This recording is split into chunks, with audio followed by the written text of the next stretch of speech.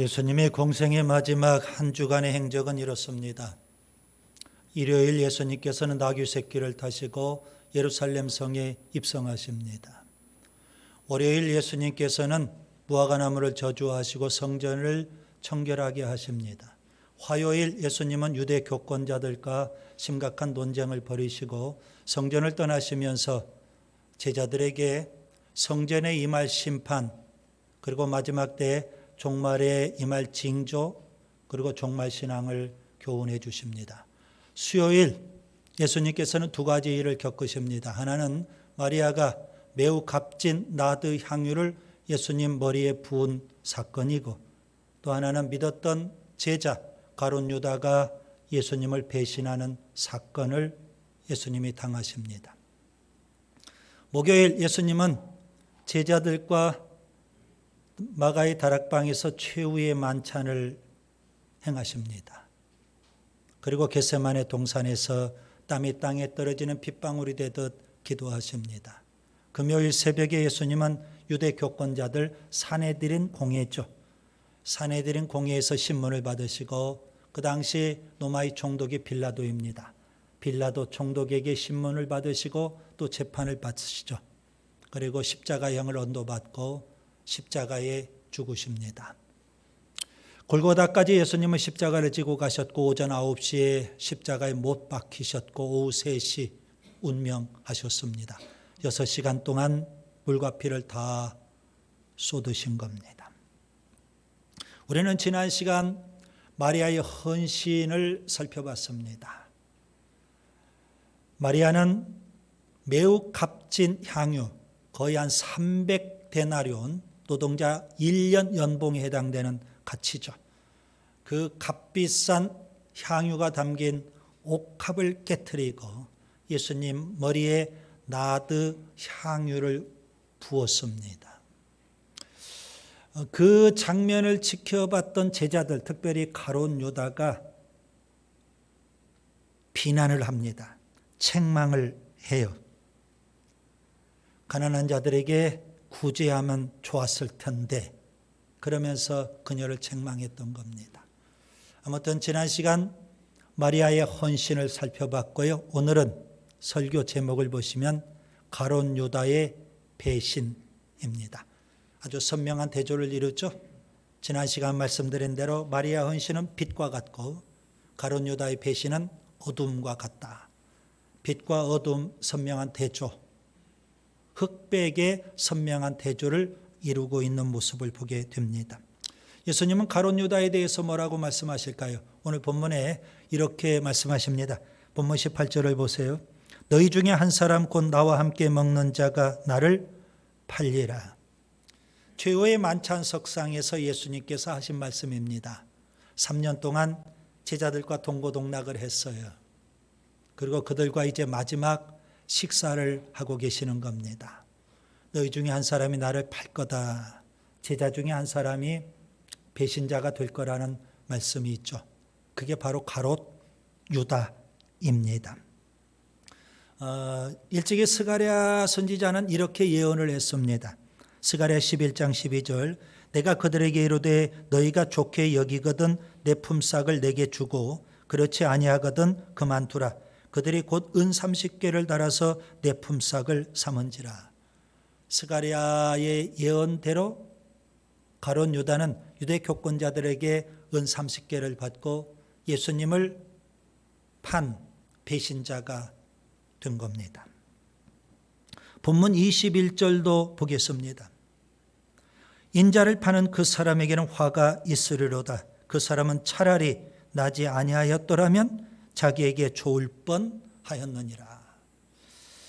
이 땅에 태어나서는 안 될 사람, 그게 바로 가룟 유다라고 주님께서 평가하셨습니다. 가룟 유다는 세상에서 가장 불행한 사람입니다. 가룟 유다라는 그의 이름은 배신의 대명사가 되었습니다. 그의 이름은 가장 부끄러운 이름입니다.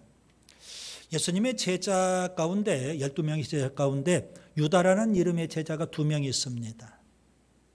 그 2명을 서로 구별하기 위해서 특별히 오늘 본문에 나오는 가룟 유다, 예수님을 배신하는 유다를 우리가 표현할 때 관용적으로 가룟 유다 이렇게 표현하는 겁니다. 여기 가룟이라는 이 단어는 지명입니다. 헤브론 남쪽에 있는 조그마한 마을 있죠. 그래서 남쪽 유다 지역 출신이 바로 가룟 유다입니다. 예수님의 12제자는 대부분 다 북쪽 지역 출신입니다. 갈릴리 출신. 그런데 유독 가룟 유다만 남쪽 유다 지역 출신이라고 보시면 됩니다. 유다라는 이 이름은 굉장히 아름다운 이름, 좋은 이름입니다. 창세기에 보면 야곱이 있죠. 이스라엘로 이름이 바뀐. 그 야곱의 12아들 가운데 네 번째 아들이 유다입니다. 창세기 29장 35절인데요. 그 유다라는 이름 속에 담겨있는 의미는 찬송한다 그런 의미예요. 가룟 유다는 그 이름 그대로 살지를 못했어요. 아니 살지를 않았어요.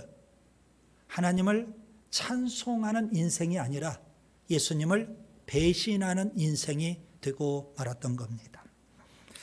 가룟 유다에 대해서 이런 의문을 하나 가져봅니다. 가룟 유다는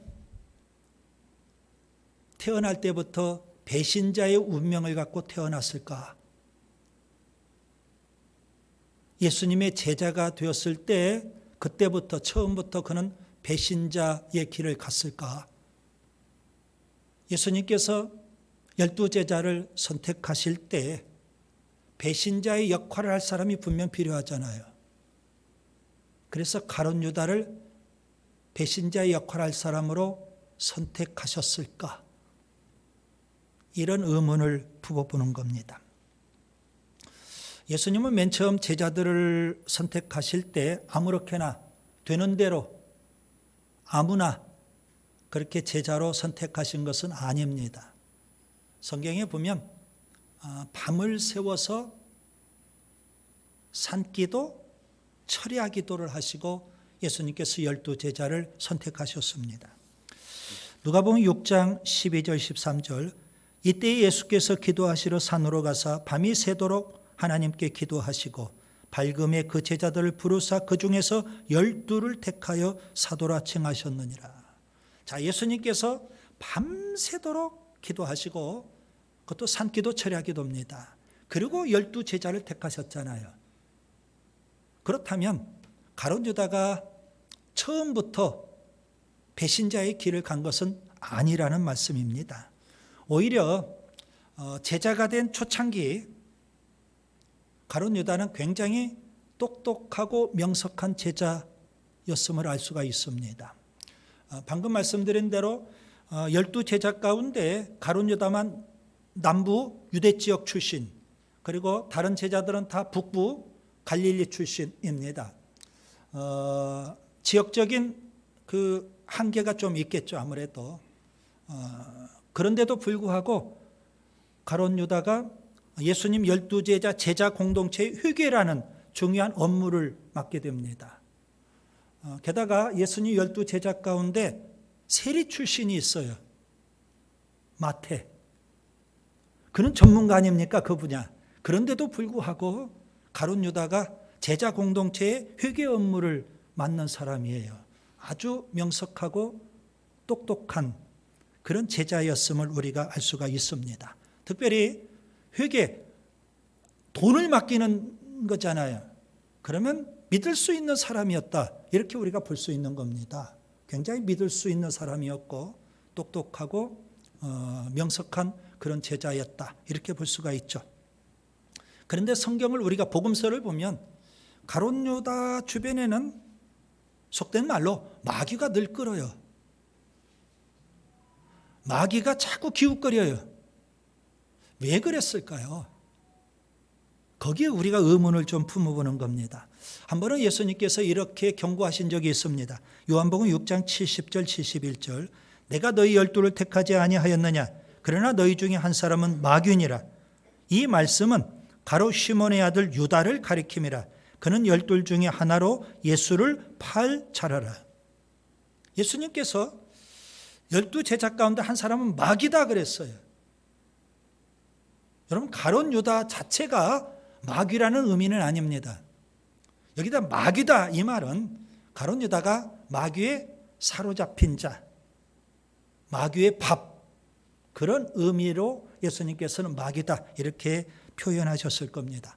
요한복음 13장에 예수님께서 목요일입니다. 이제 내일이면 십자가에 죽으시고 목요일 제자들과 최후 만찬을 하시고 그러면서 그 마가의 다락방에서 마지막 고별 설교를 하십니다. 그게 다락방 강화라고 그렇게 표현을 합니다. 요한복음 14장부터 16장까지 다락방 강화가 나옵니다. 바로 그 직전 제자들과 함께 식사하시면서 예수님이 세족식을 행하십니다. 제자들에게. 그런 엄숙한 상황이었죠. 그때 가룟 유다가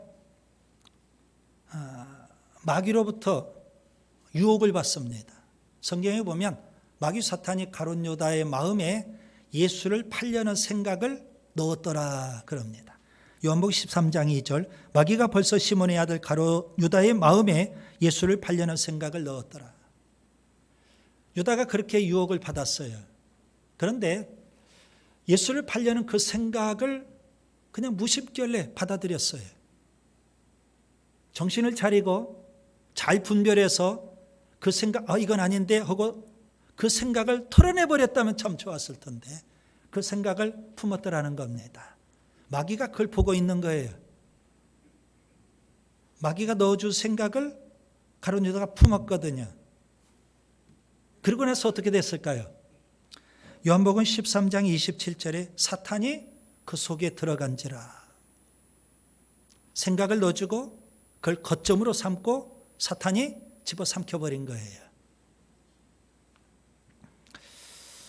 그래서 결국 마귀 사탄에 사로잡혔던 가룟 유다 예수님을 배신하기 위해서 유대 교권자들을 찾아갑니다. 그래서 돈을 받기로 하고 은 30 돈을 받기로 하고 예수님을 넘겨줄 기회를 이제 그가 찾게 됐죠. 누가복음 22장 3절과 4절 12 중에 하나인 가룟딘이라 부르는 유다에게 사탄이 들어가니 이에 유다가 대제사장들과 성전 경비 대장들에게 가서 예수를 넘겨줄 방도를 의논하며 그들이 기뻐하여 돈을 주기로 언약하는지라. 은 30을 받고 예수님을 배신하게 돼요. 결국 예수님은요 유대 교권자들에게 붙잡히게 됩니다. 아주 신문을 당하고 모진 고난을 다 당해요. 그리고 빌라도 총독에게 가서 예수님께서 또 신문을 당하고 엄청나게 고난을 당하고 십자가형 언도되는 것을 가룟 유다가 지켜봐요. 뒤늦게 그가 후회합니다. 내가 예수님을 괜히 팔았구나, 잘못 팔았구나. 후회하고 뉘우치게 돼요. 그런데 거기까지예요. 결국 그는 유대 교권자들로부터 받았던 은 30개를 다시 돌려줍니다. 유대 교권자들에게. 그리고 가룟 유다가 가서 목매어서 자살을 해버리게 됩니다. 마태복음 27장 3절부터 5절 그때 예수를 판 유다가 그의 정죄됨을 보고 스스로 뉘우쳐 그 은 30을 대제사장들과 장로들에게 도로 갖다 주며 이르되 내가 무죄한 피를 팔고 범죄하였도다 하니 그들이 이르되 그것이 우리에게 무슨 상관이냐 내가 당하라 하거늘 유다가 은을 성소에 던져놓고 물러가서 스스로 목매어 죽은지라. 유다 교권자들은요 가룟 유다에게 줬던 돈 다시 돌려받았어요. 그것을 성전궤에 다시 넣을 수는 없잖아요. 신성한 성전궤에. 그래서 그것으로 밭을 하나 사요. 그리고 나그네의 무덤으로 그렇게 삼게 되었던 겁니다. 예레미야 선지자 혹은 스가랴 선지자가 예언했던 말씀이 그대로 또 성취가 되었던 겁니다.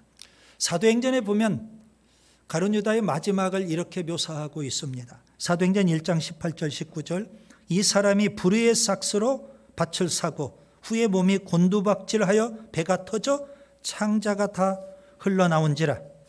이 일이 예루살렘에 사는 모든 사람에게 알려져 그들의 말로는 그 밭을 아겔다마라 하니 이는 피밭이라는 뜻이라. 은 30개로 유대 교권자들이 밭을 하나 샀는데 그 밭이 아겔다마라는 밭이라는 거죠. 무덤으로 사용된 그런 밭이었습니다. 결국 가룟 유다는 마귀 사탄에게 완전히 사로잡혀서 예수님을 배신하게 됐죠. 자, 그러면 가룟 유다의 배신은 누구 책임이냐 이거예요. 마귀 사탄의 책임일까요? 그렇게 우리가 말할 수 없어요. 가룟 유다의 배신은 가룟 유다 책임이에요. 자, 그러면 가룟 유다 주변에 왜 자꾸 마귀 사탄이 끌까? 이 부분을 우리가 좀 주목해 봐야 돼요. 가룟 유다는 왜 마귀 사탄의 밥이 되었을까? 가룟 유다는 왜 마귀 사탄에게 사로잡혔을까? 그 부분에 우리가 좀 관심을 갖고 성경을 들여다보고 살펴봐야 되는 겁니다. 저는 이렇게 한번 표현해 보려고 합니다. 가룟 유다 주변에 자꾸 마귀가 끌었어요. 뭔가 마귀가 노리는 게 있었어요. 가룟 유다 속에 마귀가 노리는 게 있었다고요. 그게 중요한 거예요. 그래서 결국 그것 때문에 가룟 유다가 마귀의 밥이 되었고 예수님을 배신하는 배신자가 되고 말았던 거예요. 그러면 마귀가 노리고 있는 가룟 유다 속에 있었던 게 뭘까요? 세 가지예요. 그게 있기 때문에 마귀가 자꾸 가룟 유다 주변에 끌었어요. 그리고 끝내는 가룟 유다를 삼켜버렸던 거예요. 그 세 가지가 우리에게 있다면 마귀는 끊임없이 우리 주변에 서성거려요. 우리를 노리고 있다고요. 우리를 집어삼키려고 한다고요. 여러분, 이 세 가지가 뭘까요? 가룟 유다에게서 배워야 될 겁니다. 첫째, 살아있는 자아 때문이에요. 가룟 유다는 자아가 살아있기 때문에 결국 마귀 사탄에게 사로잡히게 되었고 예수님을 파는 배신자가 되고 만 겁니다. 예수님께서 제자들을 맨 처음 부르실 때 뭘 요구하실까요? 마태복음 16장 24절, 누구든지 나를 따라오려거든 자기를 부인하고 자기 십자가를 지고 나를 따를 것이니라. 자기 십자가를 지라 이 말은 죽어야 된다는 그런 의미예요. 예수님은 제자의 조건으로 자기를 부인하라, 자기 십자가를 지라 이렇게 요구하셔요. 그러면 진정한 제자는 어떤 사람일까요? 자기를 부인하는 사람, 자기를 죽이는 사람이에요. 가룟 유다의 문제는 자기가 살아있어요. 그걸 누가 알아요? 마귀가 한다고요. 그래 끊임없이 마귀가 가룟 유다 주변에 폐회하는 거예요. 기회를 엿보고 노리는 거예요. 끝내 가룟 유다는 마귀의 밥이 되고 말았어요. 성경은 왜 마리아의 헌신과 가룟 유다의 배신을 아주 선명하게 그렇게 대조해주고 있을까요? 마리아는 아주 값비싼 향유, 300데나론 이상의 값비싼 향유, 나드 향유를 예수님 머리에 부었어요. 반면에 가룟 유다는요, 그런 마리아의 행위를 비난해요. 책망을 한다고요. 그걸 팔아서 가난한 자들을 구제해야 된다고 그렇게 주장을 하는 거예요. 목소리가 컸겠죠. 그런데 예수님은 어떻게 결론을 지으셨을까요? 가룟 유다의 주장이 아니라 마리아의 헌신을 주님은 기뻐 받으시는 거예요. 그러면 가룟 유다 입장에서는 어떠했을까요? 내가 그렇게 주장했는데 이걸 팔아서 가난한 자들을 구제하자 이렇게 주장했는데 예수님께서 이런 지하에 거절하시는 거예요. 자존심이 상하겠죠? 마음의 상처를 입었겠죠? 공개적으로 망신을 당했죠? 예수님에게 서운한 마음이 드는 거예요. 내가 예수님을 3년 동안 열심히 따랐는데, 그리고 제자 공동체의 회개 업무도 내가 굳은 일도 열심히 내가 잘 감당했는데 내 의견이 뭐 틀린 것도 아닐 텐데 공개적으로 망신을 당하고 예수님에게 서운한 마음이 들어요. 가룟 유다 마음속에 나가 살아 있어요. 마리아가 옥합을 깨뜨렸어요. 그와 같이 가룟 유다는 아직 깨지지 않는 나를 깨야 되는 거예요. 그걸 깨지 못하기 때문에 여전히 내 속에 나가 살아 있다고요. 옛 성품 십자가에 못 박아야 돼요. 아직도 깨지지 않는 자아, 이것을 깨트려야 돼요. 그래야만 진정한 신앙으로 들어갈 수가 있는 거예요. 갈라디아서 2장 20절 사도 바울이 이렇게 고백합니다. 내가 그리스도와 함께 십자가에 못 박혔나니. 십자가에 못 박혔다는 건 무슨 말일까요? 내가 죽었다는 거예요. 내가 그리스도와 함께 십자가에 못 박혔나니 그런즉 이제는 내가 산 것이 아니요 내 속에 그리스도께서 사시는 것이라.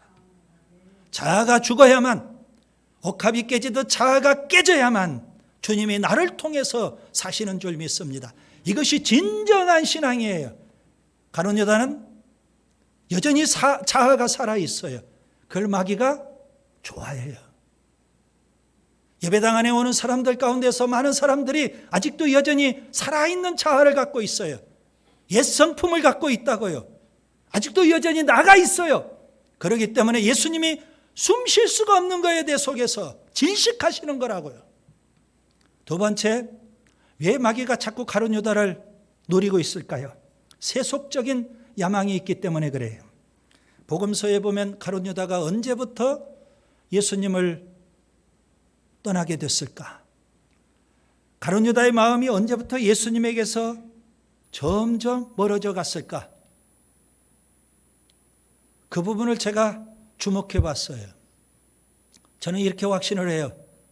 예수님께서 오병이어 기적을 베푸신 직후부터 가룟 유다 마음이 예수님에게서 점점 멀어져 간 거예요.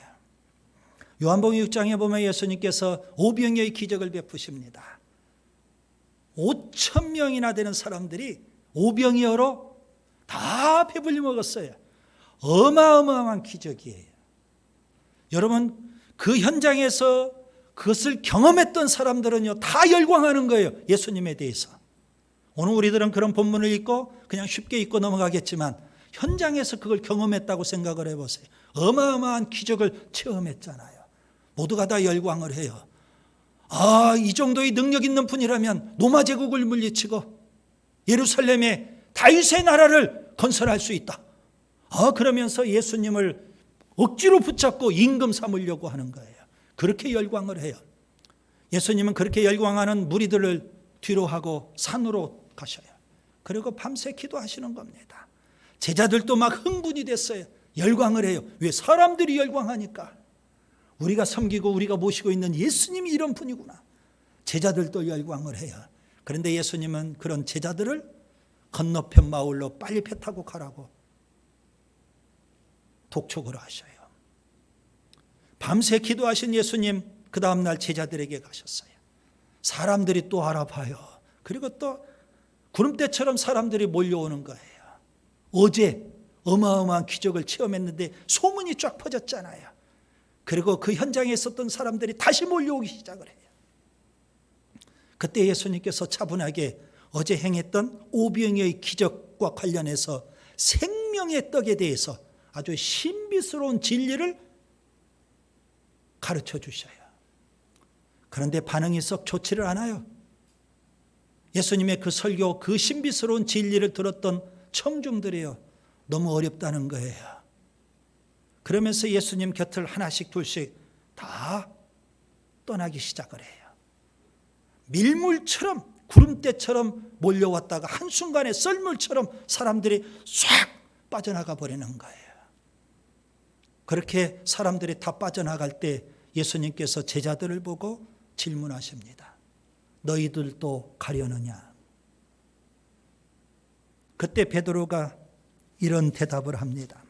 주여, 영생의 말씀이 주께 있사오니 우리가 누구에게로 가오리까? 그렇게 해서 끝나는 게 아니에요. 그때 예수님이 제자들이 알듯 모를 듯한 그런 말씀을 한마디 남겨주셔요. 요한복음 6장 70절. 내가 너희 12를 택하지 아니하였느냐. 그러나 너희 중에 한 사람은 마귀니라. 왜 예수님께서 이런 말씀을 하셨을까? 깊이 생각을 해봐야 돼요. 가룟 유다는요, 오병이어의 기적을 체험한 이후 유대인들처럼 열광하는 유대인들이 예수님 곁을 썰물 빠지듯 다 떠난 것처럼 그렇게 떠나지는 않았어요. 그러나 그의 마음은 서서히 예수님에게서 떠나가고 있는 상황이었거든요. 그래서 예수님께서 너희 중에 한 사람은 마귀니라 말씀하셔요. 왜 가룟 유다가 그랬을까요? 그의 마음속에 세속적인 야망이 있기 때문에, 정치적인 야망이 있기 때문에 그래요. 그는 예수님을 정치적인 메시아로 믿었어요. 로마 제국을 물리치고 식민지에서 벗어나서 다윗 시대처럼 위대한 이스라엘 나라를 재건하실 수 있는 분으로 그렇게 믿었던 거예요. 그래서 제자들은 어떻게 했을까요? 가룟 유다뿐만 아니라 제자들은요, 누가 크냐? 예수님이 왕이 되시면 우리가 한 자리씩 다 차지할 수 있다. 세속적인 야망에 그들은 들떠 있었던 거예요. 여러분, 그걸 누가 좋아할까요? 마귀 사탄이 알아요. 마귀 사탄이 좋아해요. 끊임없이 기회를 엿보고 집어삼키려고 하거든요. 예배당 안에 들어온 사람들 가운데 아마 우리 교인들은 없을 거라고 확신해요. 세상의 성공을 위해서, 세상의 축복을 위해서, 세상의 형통을 위해서 예배당에 와서 예수님을 이용하고 있지는 않는지.